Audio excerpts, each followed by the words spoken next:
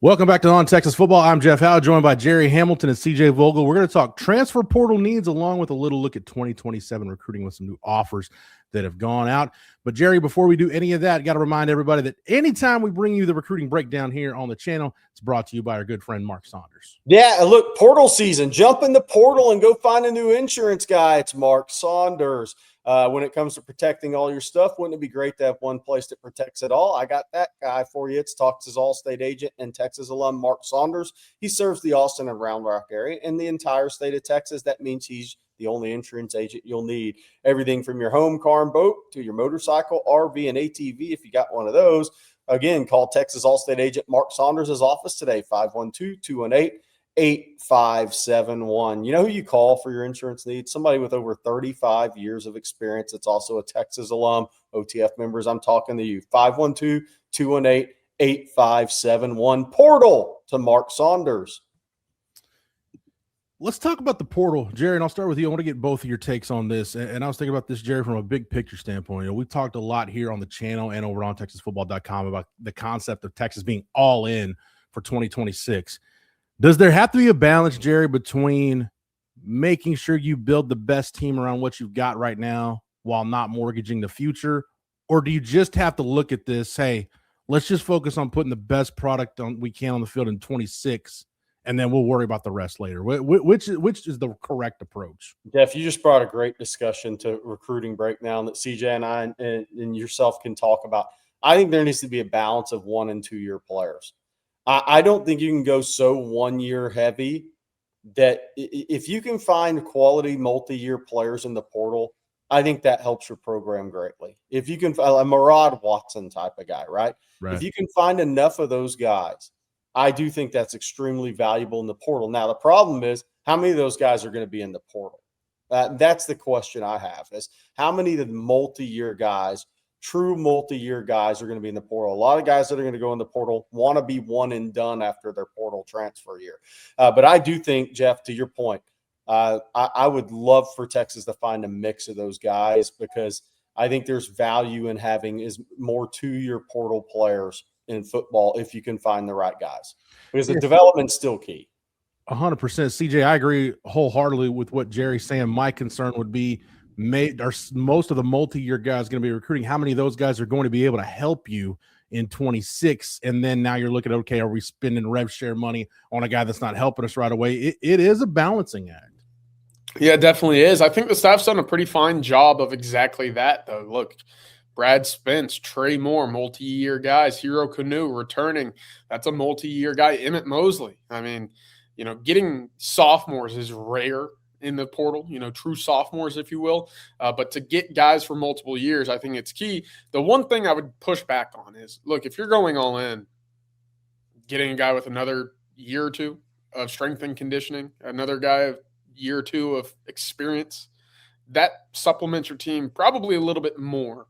But to the point of building continuity and making sure that your roster isn't completely depleted after a given football season, yeah, getting guys with multiple years of eligibility remaining, that's very important. So that's the balance. And Texas, I think, has done a fine job, right? When you go out and you find an Adonai Mitchell or you play an Isaiah Bond, right? These guys who know that, hey, they're gone after this year, that certainly helps for the given year as long as you are prepared for what's to come afterward. So far, I think Texas has balanced it well, but it's still something moving into the 2026 portal. You sit there and you say, all right, you want to go in all in, obviously, for this upcoming season. Do you sacrifice 2027 knowing that there's going to be even more turnover after that? Yeah, Jeff, so here's the question I would ask to you guys. Let's say Texas has 15 or 16 guys out of the portal. If 5 of them are multi-year guys, I mean, I think that's would be a pretty good number for Texas. If you have 15 or 16 portal guys, I think if 14 were 1 year guys, I'm not sure that's exactly what's best for your program. Yeah, because there's no, even if you go all in, doesn't guarantee the all in's going to end with a trophy. You still have to build. You still have to continue to have continuity and develop players in your program. Yeah. Here's a position I'm thinking about, Gerry. We'll get to offensive line in a minute. That's the position everybody wants to focus on. I know CJ, his top 3 portal needs since October have been O-line 1, O-line 2, and O-line 3. But linebacker, Gerry, is one of those interesting positions, because if you look at the way the depth chart is kind of staggered right now, especially with Liunga-Lafau hitting the transfer portal. If you're taking two, I think you can split the difference and say, hey, let's take one guy that we're just, hey, he's going to get more rev share and he's going to be a one and done guy. Let's make sure that second guy is a multi-year guy. So there's going to be some positions where you're taking one where you may not have a choice, but I think at linebacker where you can be a little bit more picky, you can split the difference a little bit. Yeah, and look, I think Texas will probably go after 2 starter-level linebackers in the portal, and that doesn't mean Ty Anthony Smith or Bo Barnes. Ty Anthony Smith's not going to be a starter. Bo Barnes can't compete for a starting spot. That's not what we're saying here. I think that depth-wise, though, the depth that Texas wants and needs at that linebacker position comes into play with 2 starter-level linebackers out of the portal. And to your point, Jeff, and I would bet CJ agrees with this, if you get one guy who's 1 year and off to the NFL, that's great. And if that second guy is a 2-year player, I think that's extremely beneficial as long as he's a starter-level player. Yeah. So then you have 2 guys in Ty Anthony Smith and a second portal linebacker who, if one of those guys has a great year, they go pro, but there's a chance that you don't lose both of those guys to the NFL. CJ, where are you at on that? Because we'll kind of start shifting our focus to the offensive line, and the O-line is one of those positions where it's still a developmental position, but you really need to get 2, maybe 3 starting caliber guys that are basically going to be coming and be walk-in starters for you because of you've got this pressing need to build around Arch Manning in probably his last year. Well, that's the thing is I don't sit here and say development out of the portal on the offensive line is a key. You got to find guys to plug and play immediately because, look, otherwise you would have had a run game in 2025 because you had, 8 guys waiting who had been in the system, who had been, ready to take that step and become your guy, and it just didn't work out for whatever the case was, especially on the interior. You didn't get the push. You didn't get the physicality that was necessary to run for more than 80 yards a game in the SEC. So you don't get that luxury of wanting, guys to be in the system for multiple years. In my eyes, if you go to the offensive line this year, you got to get the go-daddies, according to Coach Shipley. You got to get guys that are on the fringe of being one and done, on the fringe of being NFL draft picks this year, because you need to know that you can run the football, that you can protect Arch Manning. You feel really good about both tackles returning. They both look pretty good towards the back half of the season. That interior remains a question. And Jerry, Jeff, I know that we've talked about it. I think the staff likes a Daniel Cruz. I think they like a Nate Kibble. But do you know for sure that going into 2026, that guys like that will be the answer? If not, you have to find somebody that's proven it and has draft grades at the moment, in my opinion. And that's something that I think Texas will address. We'll see, obviously, what that looks like from a price perspective. I think Texas is well suited when it comes to keeping kind of their own honeypot for offensive linemen in the portal. But point being, I think it's different with the offensive line. You've got to make sure that everything is in store for that offensive line, for that protection, for that running game to look significantly better in 2026 than it did in 25. Jerry, the fascinating thing for me with O-line is we know the kind of guys Kyle Flood and Sark want on the recruiting trail when they're recruiting high school guys. But to CJ's point, what they need and the best available guys in the portal may not necessarily be what they want. So, Jerry, how do you think they're going to handle it? Because I don't really know how they're going to do it because we haven't seen them recruit offensive linemen from the portal yet. Yeah, I think the main thing is starter level guys. I mean, he can be a 2-year guy as long as he has starting experience, right? I mean, that's the thing. You starting experience for me, because you don't know how many guys are actually going to go into the portal on the interior offensive line that are going to be one and done guys. So you have to see how that's going to play out. If you had a major school kid that jumped in the portal that had a year of starting experience, I could roll with that as long as he's got successful starts under his belt. I think the biggest thing for me with offensive line is, one, is your run game scheme the same, or is it going to change? And what does that player look like? Who are you recruiting? Yeah. Square peg, round hole never works. Right. It never works. I mean, for 2 years, the talk was, well, Jake Majors and Hayden Connor don't get any push in the run game, right? Well, if you just change players, you're just changing players. So what does it look like is your scheme change, the way you want to run the football between the tackles now going into year 3 of the SEC change? And then what do those players look like that you're recruiting? I think that's the big thing for me in offensive line recruiting. Jerry, I know that Jeff and I have kind of had some fun on the channel. We had some fun on Texas football earlier about my dating red flags, right? And as a result, I kind of spun that into, if I'm Texas, these are my portal red flags, and especially on the offensive line. Look, I don't want anybody coming off of injury, no matter the talent. No doubt, 100%. Injury's not a part of it; they're out, right? On top of that, I want somebody with starting level experience, preferably 10, 12 games, right? A full season of work. If I like what I see, then I could certainly work with that. Yeah. And I don't know about you, but this is a prereq for me. And I sit here and I say, I don't want any tackles coming in that I have to move and change to guards. If I'm looking for a center, I want them to have played center before, not somebody that I have to have taught from the guard position as well. So the position to position transfer, those are the 3 things that I'm really looking at saying, okay, you got to find a left guard that played left guard before, a right guard that's played right guard before, a center that's played center before. Because, look, you just don't get the luxury of messing this one up, knowing that this was one of the biggest Achilles heels that I've seen for a given season at Texas in recent memory. So here's the other one, CJ. Does it need to be a P4 kid? And I ask this because Ohio State took the Rice tackle out of the transfer at portal last year, and he didn't end up being the guy for them.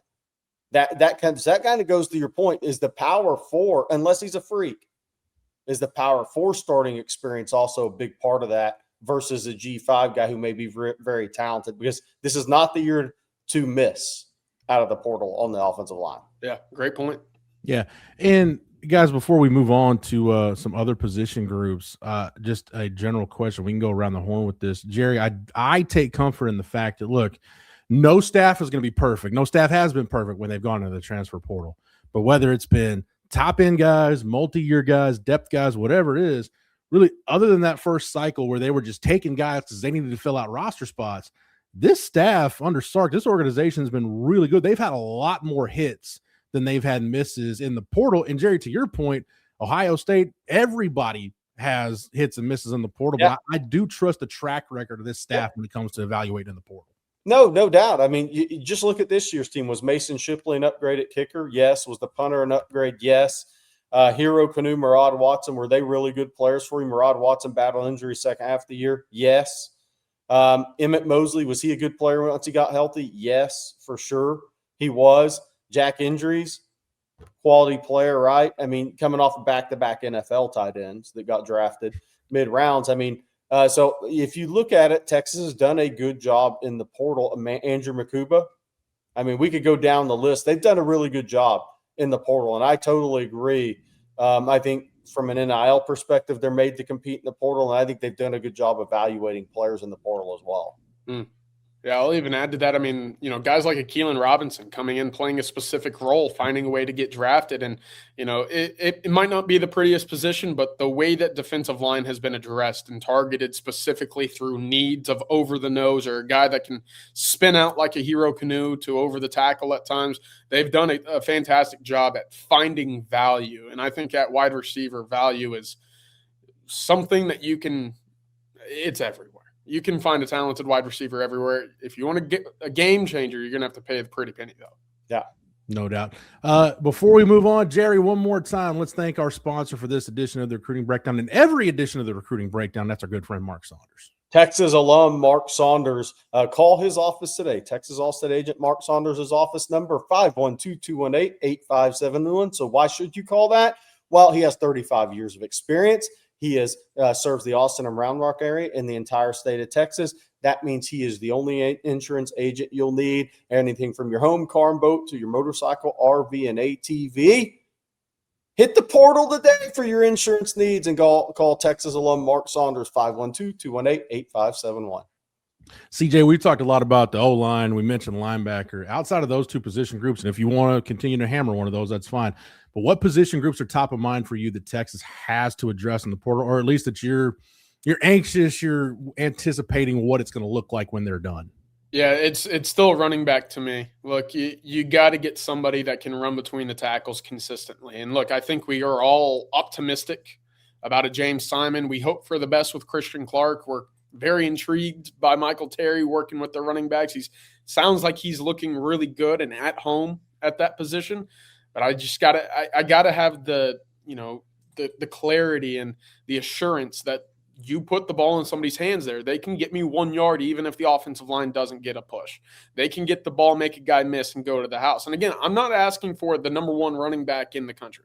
You shouldn't need that to be a successful running team at Texas, right? You go back, you look at Bijan and Roschon, they were great. Jonathan Brooks, they were great.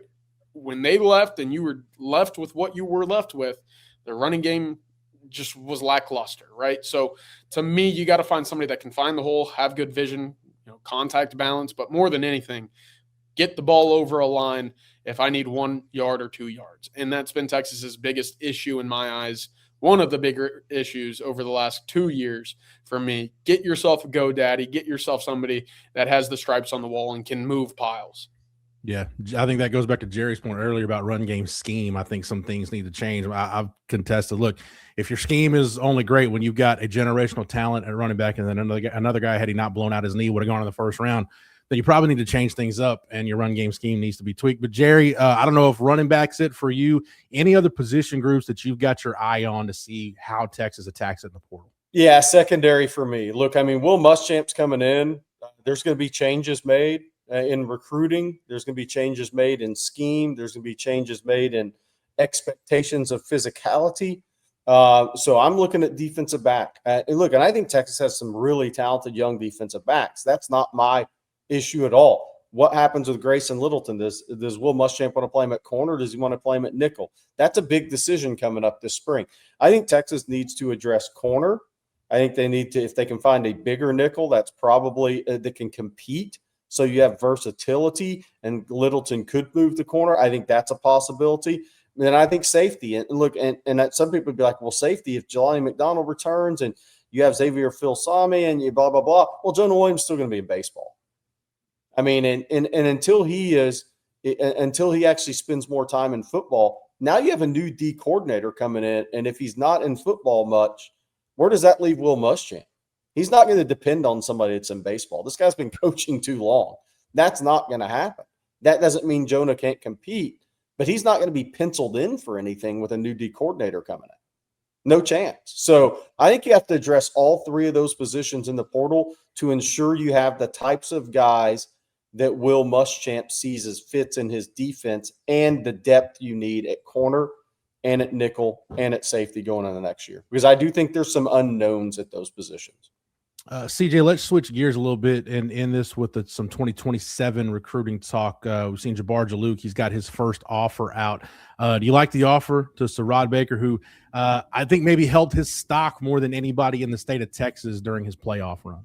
Yeah, maybe anybody in the country. I mean, you go look at his playoff run, for DeSoto en route to a state championship. I mean, those are video game level numbers that, are only comparable by the Bijans, the Derrick Henrys of the world, when you see them get 30, 40 carries a game and they run for 406 scores, right? It felt like he was doing that all in the 6A level. But look, I like Sarod Baker. I think he's perhaps a tad undersized.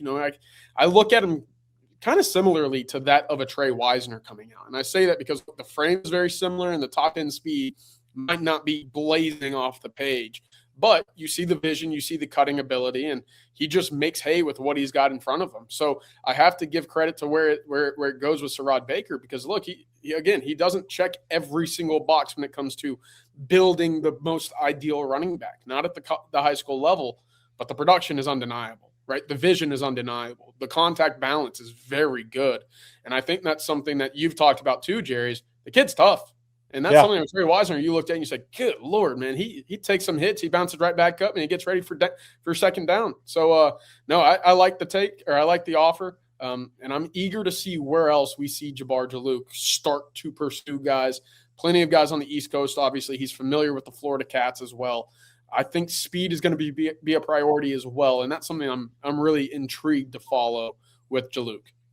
Jerry, Will Muschamp's also extended a couple of offers, and I'll just give you the floor to wrap it up here. Not just Will Muschamp, where he's going to help Texas in terms of recruiting across the country, but for he and Jabbar Jalouk, it's planting the seeds of what's shaping up to be a really big January on the road for the staff. Yeah, the two Georgia Peach State linebackers from Southwest part of the state, southeast part of the state, and I love it because every Atlanta Metro gets all the attention because it should, but there's some tremendous football prospects in South Georgia, especially once you start getting down to Columbus, Georgia, and Savannah. Those two areas have a lot of really talented small school players, Toombs County, Troup County, all those schools that some people are familiar with in Georgia recruiting. I love if Texas expands their Georgia footprint to South Georgia more because there's a lot of really good prospects and they're more upside guys because they're not in the Atlanta area. As far as January, with December being you not being able to get on the road in recruiting past signing day anymore, that's changed the game.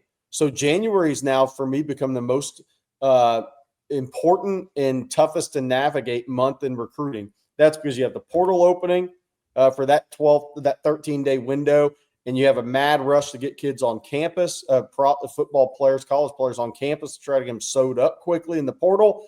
At the same time, you got staff members on the road seeing 27 guys, either guys they need to make decisions on before a late January, probably the 24th junior day, or new offers, new evaluations. CJ mentioned earlier, Jabbar Jalute. Does he go see David Guerra, the running back out of Burns? I think the kid's a stud. He offered him at Florida. Does he start to go see those guys again? What is this? There's another defensive staff member, at least one more, that's going to have to be hired by Will Muschamp. Does that guy then go start evaluating different players than maybe he had offered at a previous school, wherever that guy comes from? So January is action-packed in recruiting because you have portal and you have the 27 final evaluations before a junior day, not final for the class or the cycle, but final before the junior day, because there's decisions going to be made on who you offer and who you really start to push for in late January. So it's a very action-packed month, and that's why February is a dead period in recruiting, but we'll still have recruiting breakdown in February. Yeah, if I can add just real quick to that calendar, look, Texas plays December 31st. They're going to stay the night in Orlando. Typically, they'd hop on a plane right after and head back to Austin. They're going to stay through the 31st. They'll fly back the 1st, have some New Year's Eve fun in Orlando. But immediately that portal opens on the 2nd, and Texas will be hosting official visitors the 2nd, the 3rd, the 4th, the 5th, all the way up until that portal window closes. So it doesn't slow down even when the season concludes. It's going to be really interesting to see how the dominoes fall there for the staff.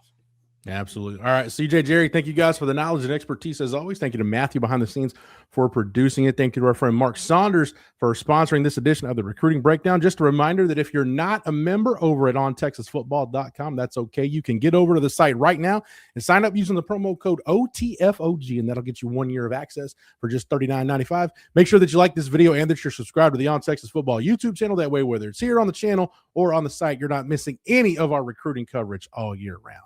For CJ, for Jerry, for Matthew, for the entire On Texas Football staff, I'm Jeff Howe. Thank you so much for watching and listening. And until next time, hook 'em.